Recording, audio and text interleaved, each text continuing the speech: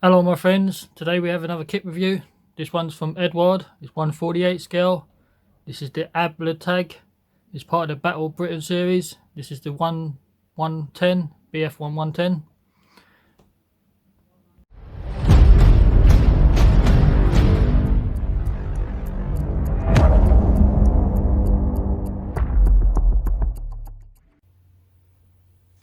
Okay, what we get inside the box. So we get these nice marking options. We get 3, 6, 9, 12 options. So it's 1/48 scale. The kit number is 11145. It is limited edition kit, as they claim. We have this side of the box.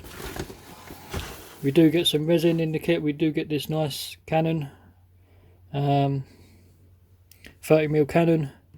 We have two complete kits, 12 marking options.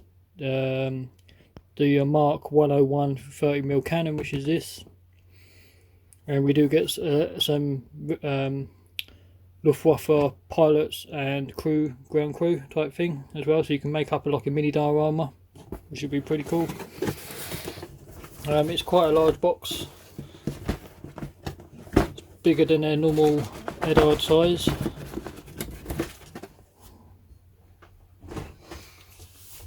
We do greeted with two pieces of clear. You've got two fuselage and wings, internals, instructions, masks, decals, photo etch. So it's the usual stuff from their kits. Okay, this is the manual. If you wish to read the information on the front, pause the video.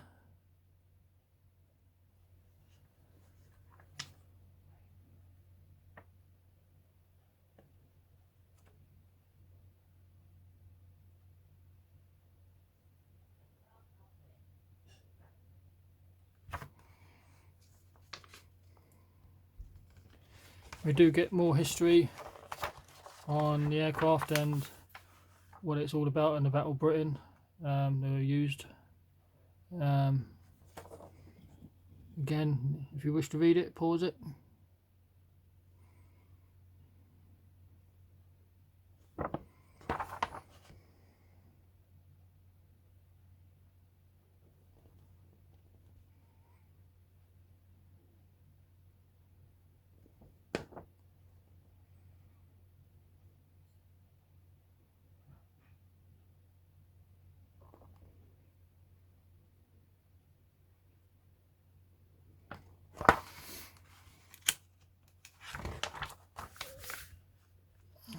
Your first steps on the 110, you will have to make sure you really pay attention, because there are several variants and several parts that have to be removed and replaced, typical of Eduard, because they make multiple versions out of one mold. So there are several variants in this, like this for instance. This is marking J only, marking L only, and L only version is for the cannon. You have to remove these tabs to fit the cannon in, otherwise the cannon won't fit. So you really have to pay attention and make sure you really want to do that version, because if you choose that version then later on you think, oh, I don't want to do it anymore, and you've cut those tabs off, it's going to be quite tricky to put the kit back together in a different variant. You're going to have to fill, sand, rescribe. It's going to be a lot of work, so just really be careful what you choose. So here it's L only. If you don't want to do that, just leave it. They're asking to put your seat belts together, which are photo etch. The side consoles, the red parts are, as I say, to remove. Your seat going in, this is for the pilot floor. The levers, the flight stick, more photo etch parts. If you don't want to do this as plastic, this piece here is plastic. If you don't want to do it as plastic, you can make it up as photo etch.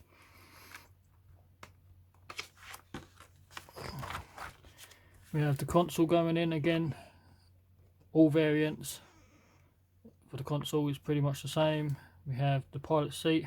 They ask you not to glue it because you can have it swivel. Bit gimmicky in my opinion, not going to be playing with it, so I don't see the point. We have this variant as well, which is another seat which is folded up and seat belts on it. This is machine guns in the aircraft. This is A and K only, which is here. If you're not doing A and K, obviously skip them. These are radio equipment, ammunition drums, which is the back of the aircraft, which should be your gunner's position, the rear gunner. The sidewalls, removing the panels for the photo etch. Extra ammo drums, more ammo drums on the side, and then sandwiching the two walls together to make up the cockpit area and tub. Turning your attention to, we have the side of the fuselage, excuse me, being sandwiched together. Don't forget to put these parts in, which is parts of the cockpit. These are more instrument panels for the rear gunner. Possibly, I think he might have control over the cannon. I really don't know. What else have we got? We've got some more radio equipment, bollocks, things and storage.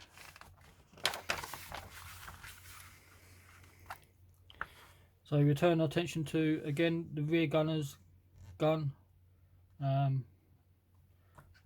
A, C, D, E, F, G, J and K version has got this variant, and then B, H, I and L has a slight different variant. Is within the actual mount. This one's fixed and this one is on a movable pivot, so it's more of an upgrade. These are the cowlings for them. These are the machine guns in the front nose. Option L, what we looked at earlier, has this chin piece. I think the cannons in the nose is standard for all aircraft. We have the gun sight and putting the nose on. To turn your attention to the wings, this is part of the engine nacelles inside. So there's internal parts to a fit. These are the engine nacelles. You've got some structural parts to go inside there. Don't forget to drill out some holes. 0.6mm holes for some things. It's probably for pitot tubes and stuff. Turning your attention to the engine cowlings, we have the some internal parts. These are radiator system.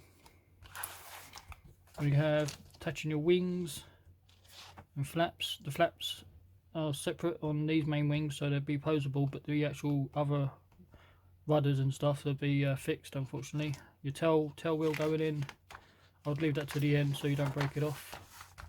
Landing gear assembly, unfortunately got two-piece wheels. I imagine Eduard, they do their usual resin, so you can get replacements if you want to. As I say, it's more landing gear both sides.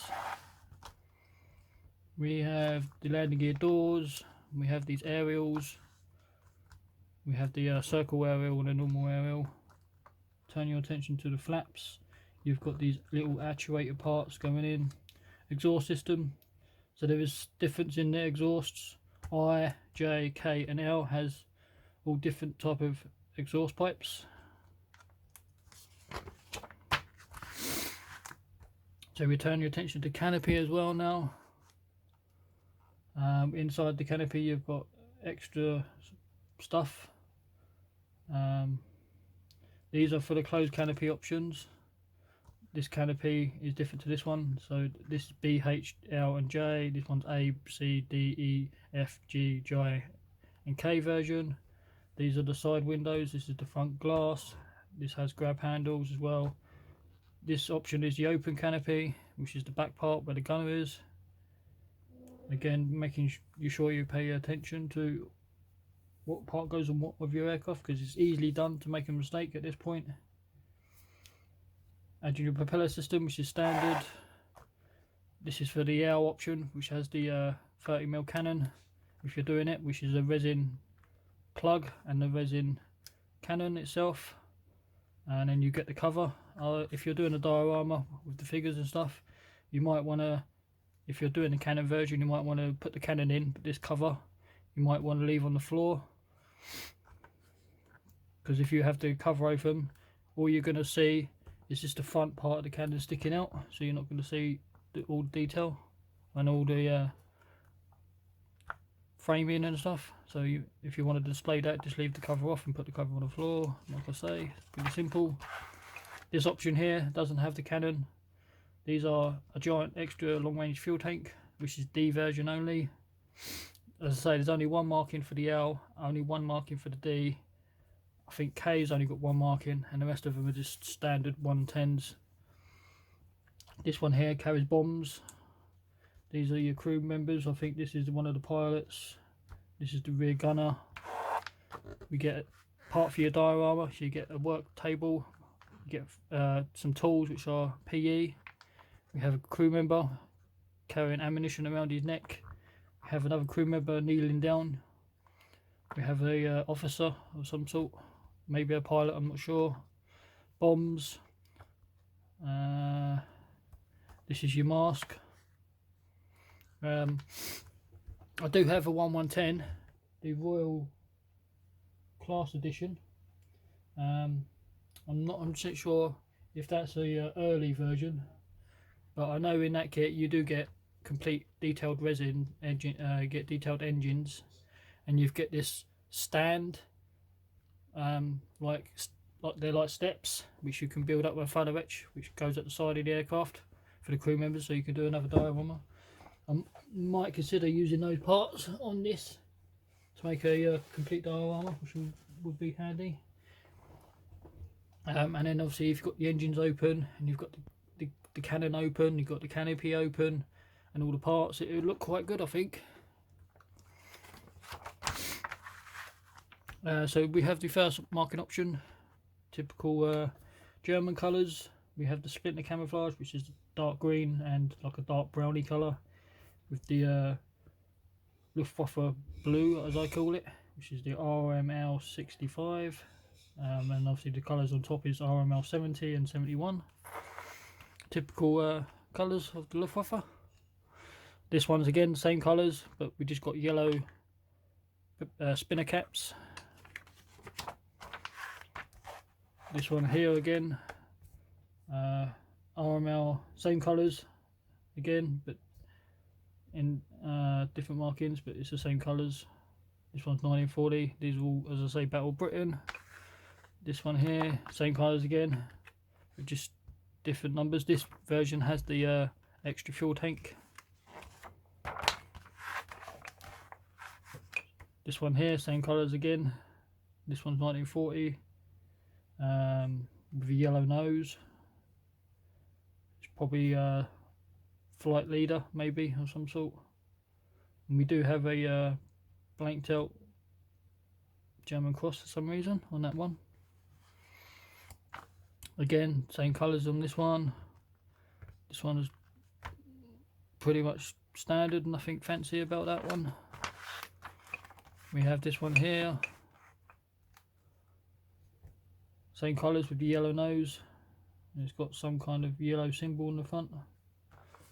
This one here is pretty cool. It's got bits of red in the spinner. We've got the splinter camouflage on top, and then you've got on top of your wings you've got these large brown segments to break it up, and all over the aircraft. That's a pretty cool scheme, because you're not your standard Luftwaffe paint job. This one's a win-win in my opinion as well, because I always like aircraft with shark mouths. This one's 1940 again, France. Typical German camouflage splinter, and the bluey grey bottom with the yellow tips. This one's your typical camouflage as well. Typical camouflage on this version, with the blue spinner. This one has the bombs. This one here is your typical camouflage, but this is the version only with the cannon, which has the blue spinner. Obviously you can do other markings if you do your references, and if you are like doing your aircraft accurately, you can always do your research, but there isn't much options for what Eduard give you within the way they do their stuff. This is all the stencil data, little or as much as you want on stencils. You find aircraft from the factory will be covered in stencils, but then later on they do repairs and paint jobs and resprays, it just gets covered over anyway. So there you go guys, that's the manual. It'll be a little bit lengthy video because it's quite a large kit, because there is quite a bit of stuff in this.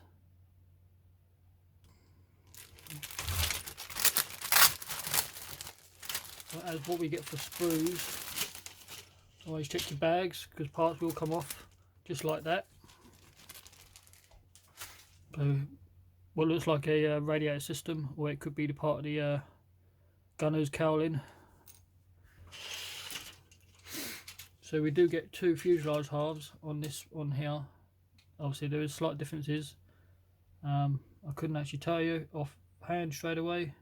I do notice one thing, you do get the structural part at the back and this one doesn't. So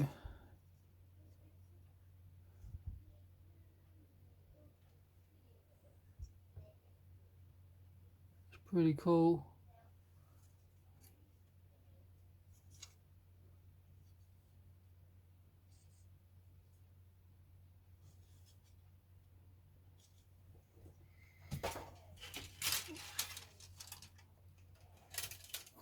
So we have this large sprue as well, which has, again, fuselage halves. There's not much difference. We have the wings. Like I mentioned, the flaps are moulded in, unfortunately. These are moulded as one piece, which is a nice touch. There's a little bit of marbling, but it's just because it's the way it's been moulded. It could be a little bit of mould residue as well. So just give the kit a wash and it'll be no problem. So this is part of the cannons for the nose. This is the lower section. These are for the bombs rack. These are internal parts. This is another nose. This is another cowling. You got your seat, structural parts. These are internal parts as well. We have up here internal parts. Pretty cool.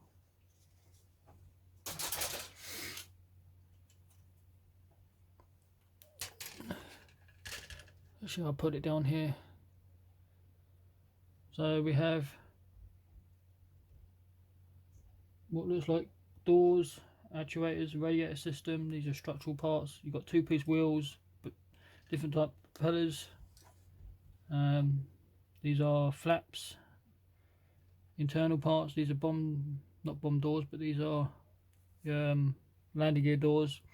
The cockpit floor, that's part of the gun system. That goes in the nose, more wheels and stuff, so it's pretty cool. A little bit of a closer view. If you built one of their earlier versions of their 110s, you probably know what you're in for. I haven't built one of theirs yet, so I couldn't say how well the kit goes together. I don't know if they've done any improvements since the older version, or it's just the box standard. I couldn't tell you for sure. I don't think they put a date on their kit on stamping. So these are the lower and upper wing sections. Pretty cool. Details pretty good. You've got your panel lines and rivets. Pretty much standard for Eduard these days. I think they're some of the best kits out there for value for money.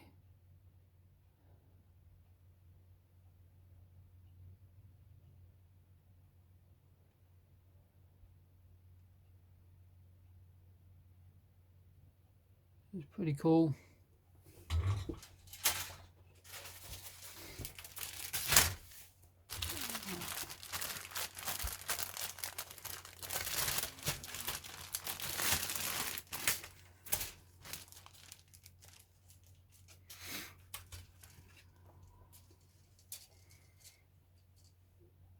So we have this one as well. These are engine cowlings. Your wings at the back. These are the underside for the engine cowling. And we do have detailed cockpit, so if you don't want to use the photo etch, you can dry brush it and paint it up or whatever. But you've got the photo etch, you might as well use it. There's a detail on the cowlings, your wings, not wings, but the upper wings. And there's the lower engine cowling. And here's the other side of the cowlings pretty much the same. So this one here contains the crew figures and the table. Not the best figures in the world, but they're okay for plastic. Here's part of the officer's body and body parts, legs, body parts. Here's part of the table. Oops, drop that. Table parts. This one here is bombs, different type of heads. We have this side. We have another crew member or engineer or some sort. All structural parts. There's your machine gun for the rear gunner, or it could be a spare. We have parts of the legs again. So pretty cool.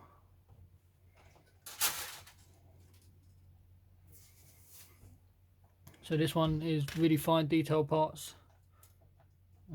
You've got to be super careful. I'm surprised they even managed to ram this in all in one bag without any of this getting broken.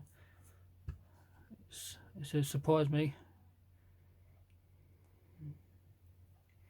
So this is all detail parts.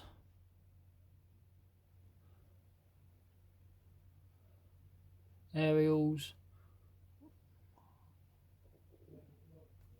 Really fine, fragile parts, so you have to be super careful cutting these off the sprue, because it's so easily done to snap it. You've got your tail wheel. This is structural parts as well. Landing gear.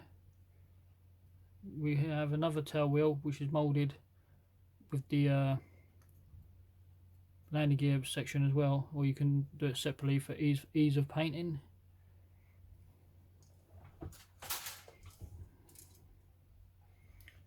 This one here is all detail parts again as well. This is all to do with weapon systems. This is all ammunition drums, structural parts, more ammunition drums. These are ammunition drums. Oxygen bottles of some sort, more structural parts. These are machine guns inside the front nose. These are the brackets for them. The aerial, radio equipment. This whole tyre section all the way down here is exhaust pipes.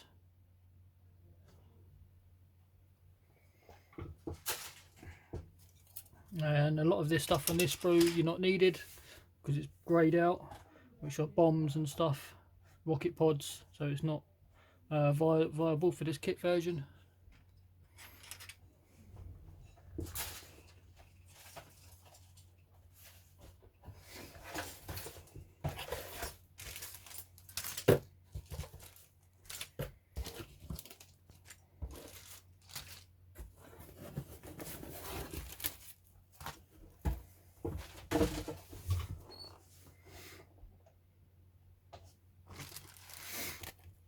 So here is your featherwitch, seat belts, instrument panels, and detailed parts, which is nice touch. You get one of those because it's got the two parts on there. These are internal parts, grills, structural parts. This long piece is for the it's like a gasket type thing to fit the cowling to the fuselage. You have the featherwitch ammunition belt. Typical Eduard mask, which is laser cut, nothing fancy about that. We have in here your clear one section.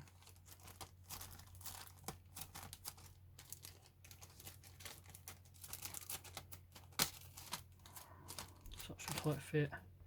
So we have this first sprue of clear.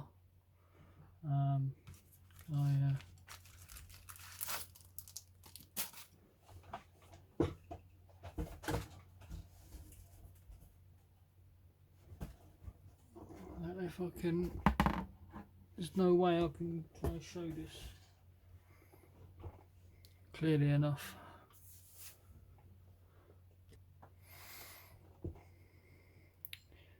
So here is your clear. I don't know how well you can see this on camera. I can't figure out how I can show you clearly. But they're pretty good clear parts. They're all quite flat panels anyway, so there should be no issues.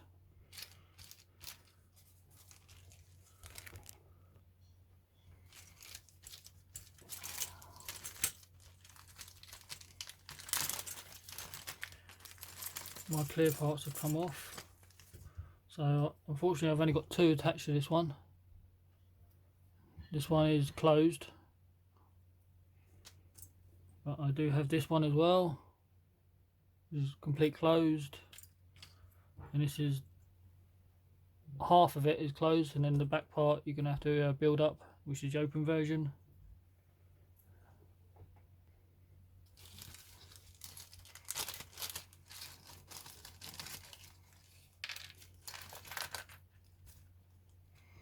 So this is the resin you get. So we have this resin frame for your cannon.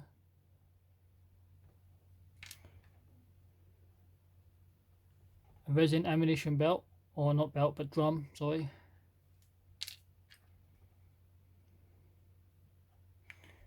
Some resin oxygen bottles of some kind.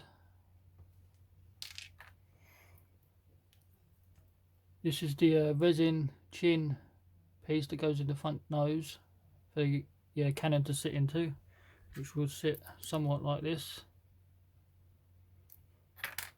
This is the cannon itself.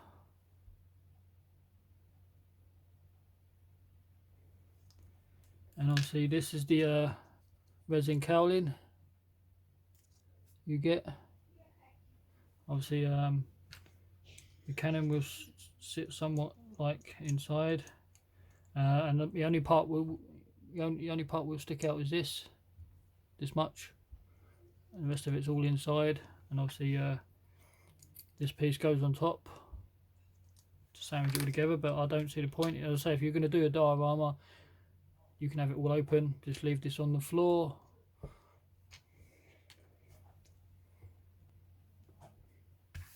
So we have the markings now. These are your typical Eduard markings 2020. People have had bad reviews about these, and they've had issues complaining that Eduard never told anyone that they changed their decals and they're not working and whatever. I'm yet to use their decals to find out how bad they are for myself, but it's something to do with the carrier film being on top or whatever. I really don't know. So, but they look okay. They look nice and crisp and clean in register and whatever. But as I say, I don't know. You get all your serial numbers and markings and letters. The shark mouth, which is pretty cool. And they say they're like a little bit grainy, weird texture. I don't know. They are printed by Eduard itself. They are quite on the shiny side as well. But carrier film, you can see it's quite chunky around the letters. It's not close, because they say something you can stick them down and then you can remove the carrier film from the top, so it just leaves the print underside. I don't know.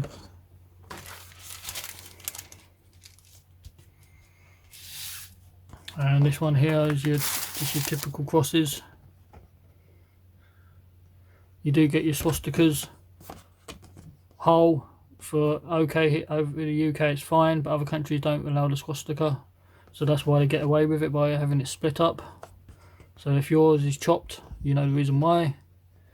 So you got your crosses as usual, all your stencil data. Stencil data is entirely up to you about how much you want to do. It's optional.